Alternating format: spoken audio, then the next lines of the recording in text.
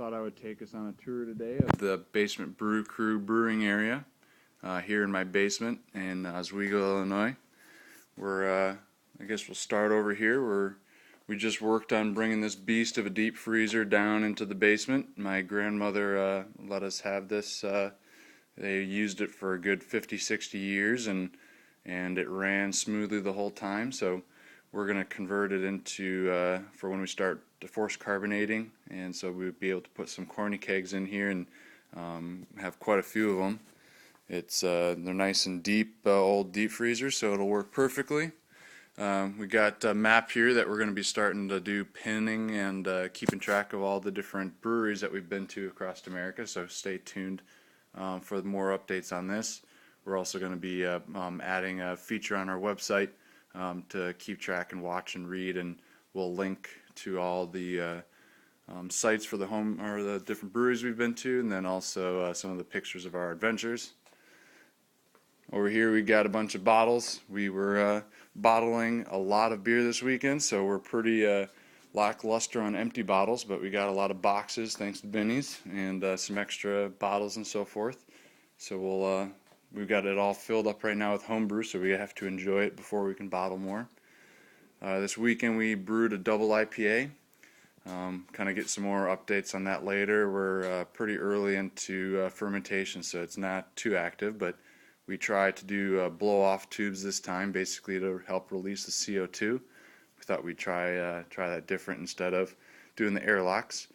We've got a little dark cellar down here. It's probably too dark for the iPhone, but we got all of our pro brew that we're cellaring, and it always makes fun to taste some professional stuff while we're brewing homebrew every weekend.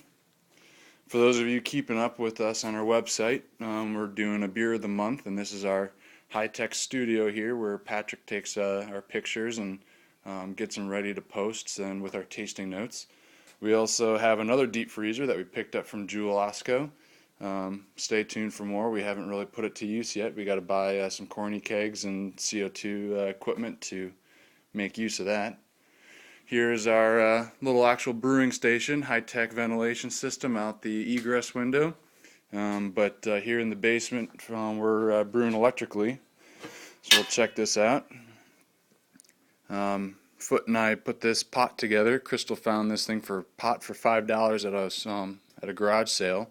We bought the heating element and some drain. We got to fix our drain valve, filter valve. We bought a brewmometer, put that in this weekend, wrapped it all with insulation to help keep it efficient. But basically we've got a 220 system with a 5500 watt heating element, so that just makes it really nice and easy to brew in the basement and not have to worry about gases and so forth from propane burners. But here's our little outlet over here. We had to put that guy in order to brew. We've got kind of our nice little chemistry shelf here for all of our different ingredients and different additives and so forth. So we're kind of expanding that as we get more toys.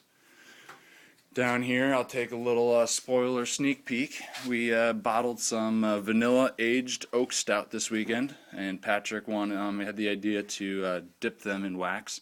So that's that one. And it looks like I don't have the bourbon oak stout over here, but this is a bourbon oak stout that Andrew did with another friend of ours from Graham's. They did a demonstration in front of the store almost a year ago maybe, but we'll be able to try those soon and taste and see how that turned out. Over here we've got our Kolsch that we brewed this weekend. These guys are about 36 hours into fermentation, and very happy orchestra right there. We'll bump down here to our heated fermentation chamber. Andrew and I made these out of just some old cabinets that we got, and basically we made this because the Saison that we just recently bottled this last weekend required that it ferment at temperatures into the high 70s, and we even peaked into the low 80s for this, but we had to buy a temperature controller. Friends at northernbrewer.com. We bought that toy off of there and hooked up a hair dryer and the temperature probe goes into some water for a little bit of a delayed signal, so that doesn't cycle a lot with the hot air coming back and forth. We want to heat up the carboy, so that's why we did that.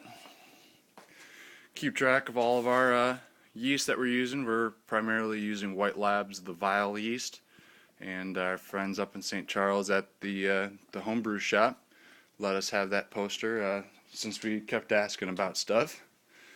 We're using this guy here to do all of our bottling this last weekend. That's another new toy that we got from northernbrewer.com. And speaking of Northern Brewer, we get to watch brewing TV whenever we're down here brewing every day. They give us good ideas and good suggestions, and it's always fun to just go see all the other small breweries that they visit. We've got a lot of general equipment just down here, kind of storage of things. I won't really go over that.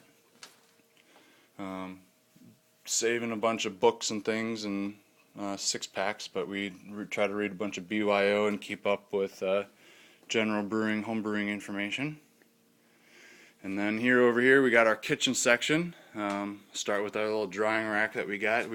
Andrew and I went out to a Italian restaurant in the Chicago suburbs, and they were selling us. We primarily went there for this beauty.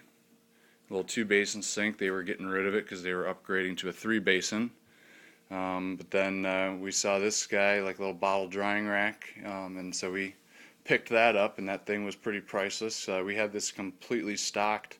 We were washing maybe 350 bottles this weekend, to bottle of bourbon barrel-aged stout, a vanilla oak stout, and also a saison that we did. So we were washing a lot of bottles. So this guy was pretty priceless.